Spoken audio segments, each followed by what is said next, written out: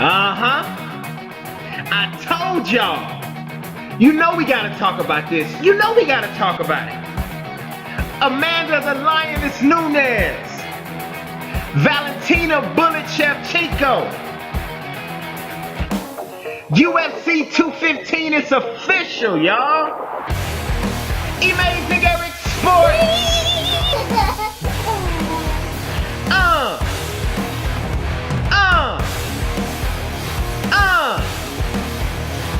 Let me rock out one more time, y'all.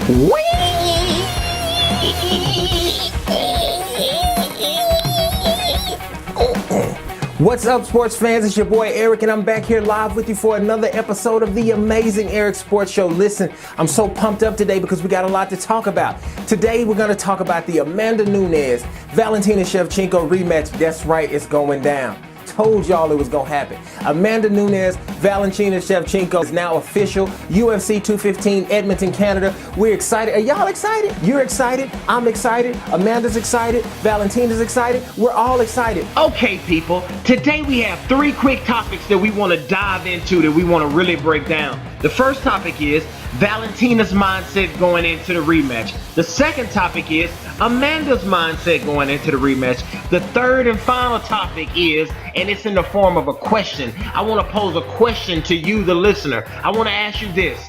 Will you forgive Amanda if she happens to beat Valentina? All right, let's get into it, man. It is always very important to me that these athletes are respected. So before we get started, I always like to say no disrespect meant to Valentina in any way on this video. No disrespect meant to Amanda in any way on this video. If I offend you because you don't agree with me, chill out. Don't get mad. Remember the motto of the show. It's just sports, baby. Now let's talk about the mindset for Valentina Bullet Shevchenko going in. Let's talk about the bullet. The first thing I want to say about Valentina is great all-around fighter.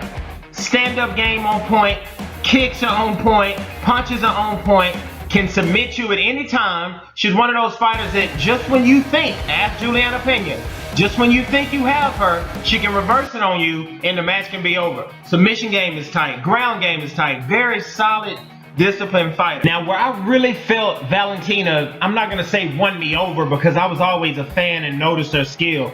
But when she fought Holly Holm, if you remember that time, Holly was coming off losing the belt to Misha, but Holly had dominated Ronda. And in the Misha fight, you clearly saw that Holly was still superior as far as boxing goes. The only time Misha really, to me, had control of the fight is when they went to the ground. If Misha never gets Holly on the ground in those fights, Holly was actually, I think, up on the scorecards. So, I was thinking when Valentina and Holly squared off, that this was going to be another situation where Valentina had to get this on the ground. Valentina actually more than held her own. She was able to control the boxing, the punches, the actual art of boxing, the hand-to-hand combat. She was able to stay there, hold her own, and Holly was not able to dominate her in there. Now let's talk about the mindset of Valentina going into the Amanda Nunes rematch. Let's talk about her mindset, y'all. We got to stimulate your mind, Craig. Okay, the mindset of Valentina, I'm just gonna sum this up in one word: starving.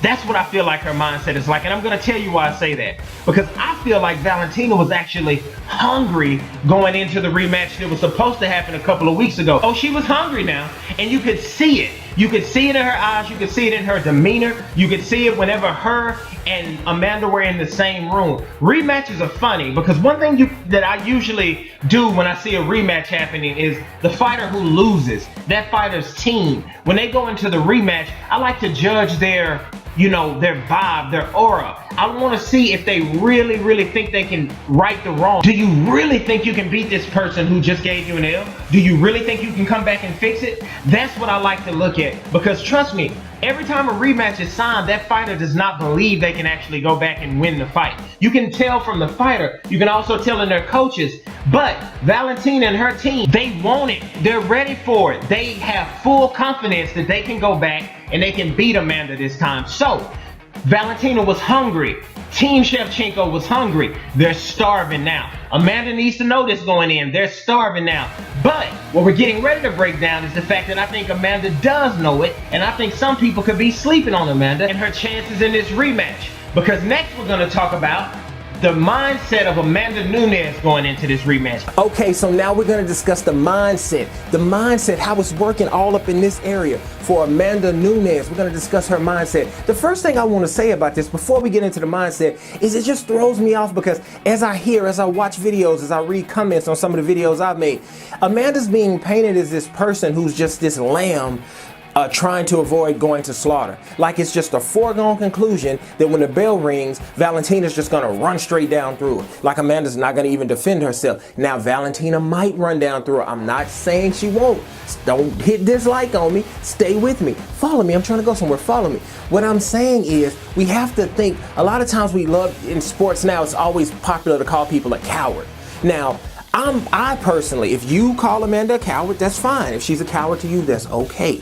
But I'm saying for me personally, I'm not ready to call Amanda Nunes a coward. This is a woman who fights for a living. This is a woman who has dished out some serious punishment to her opponents. So I don't think Amanda's gonna come, and lest we forget, she has already fought and beat Valentina, albeit a close decision, but she did beat her one time. So it's not like this is Valentina just brutalized her and now she's scared to ever step into the octagon again with her. I personally think, I've said this before, what I think, just my opinion, is that Amanda didn't take it serious and she got close and maybe she got sinusitis, but she was out of shape and she had to crash to make the weight. And I think she just backed out of the fight because she knew she wasn't ready. She knew she wasn't 100% and she respects Valentina. See, I don't think she's scared of Valentina. I think she respects Valentina as she should because Valentina is a beast. And I think she knew if she climbed into the cage in the state that she was in, Valentina was gonna, as they say, mop up the floor with her. So anyway, we said that Valentina's word was starving.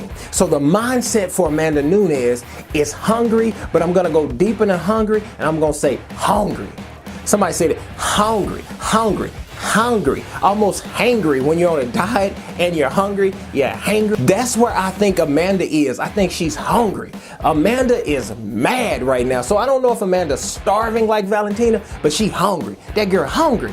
So I think Amanda's gonna come into this like a beast. That's my personal opinion. I think Amanda's gonna respond like a beast. That's not to say that even if she comes in at her best and Valentina comes in at her best, Valentina might still win. But it just throws me off because now all of a sudden, the way people are painting this is that Amanda's just gonna walk in the ring and be like, Valentina, please don't beat me up. Amanda's gonna be fighting. I think it's going to be a good fight. I think Amanda's going to bring it. I don't think Amanda's just going to walk. Valentina could win it. I'm not saying, and I probably lean a little toward Valentina, but this is not an easy fight. So I think if you're a big Valentina fan, don't set yourself up thinking that Amanda's just gonna come in and be scared. Amanda's gonna fight because that's what Amanda does. Okay, last quick thing we'd like to discuss here, and this one is gonna be in the form of a question. I'd like to pose a question to you, the viewer, and this is not just a rhetorical question. I want you guys to jump in that comment section and actually answer this question for me because I really like to know your thoughts on this.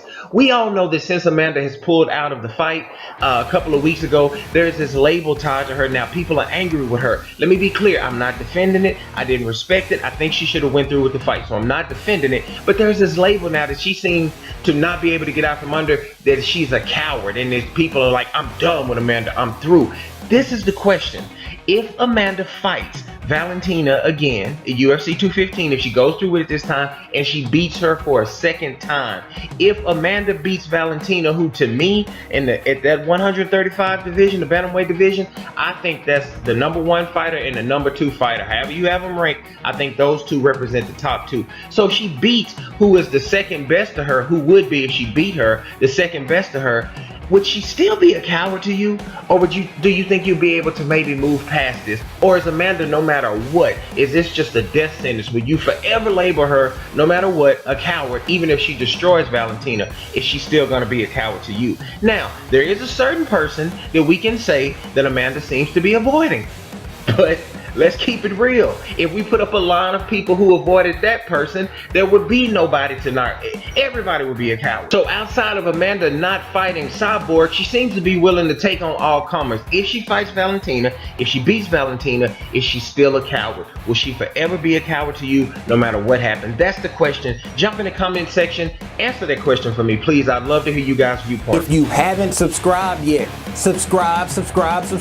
Stop tripping, man. Subscribe to your boy. Let's grow together. A brand new sports show here. We talk everything: MMA, boxing, combat sports of all kind, NFL, NBA. We talk it all. Hit your boy up, subscribe. You can also hit me up, visit me on Twitter and Instagram. At Amazing Sports for Twitter and Instagram. At Amazing Sports. All right.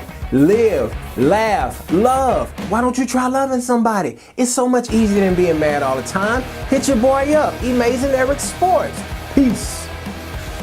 I'm pointing at you, and I'm leaving the screen.